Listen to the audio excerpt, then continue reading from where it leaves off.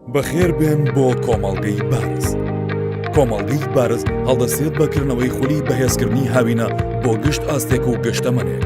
خولەکە پێک دێت لەم بەشانە: خولەکانی زمان، ئینگلیزی، عەرەبی، تورکی، خولی تەکنەلۆژیا و ڕۆبۆت، خولی بیرکاری و بیرکۆ، خولی وەرزشی و ئامۆژگاری. ناوەڕۆکی خولەکانی هاوینەی بارز: خولی زانستی کۆمپیوتەر، دیزاین و دروستکردنی وێبسایت، دیزاین و دروستکردنی بەرنامە و یاری، خۆپاراستن لە هاک، خولەکانی دروستکردنی ڕۆبۆت، فێربوونی نووسینی کۆد، سیستمی چاودێری و ئاگادارکردنەوە، بەکارهێنانی مایکرۆ کۆنتڕۆلەر.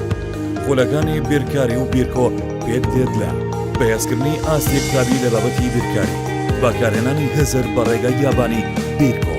خولەکانی وەرزش و ئامۆژگاری پێک دێت لە وەرزش، تایکواندۆ، جیمناستیک، یۆگا.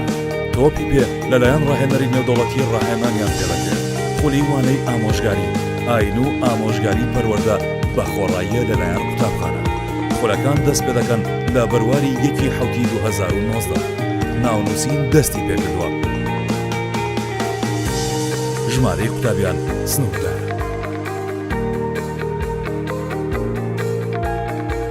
کۆمەڵگەی بارزی ناحەوڵ.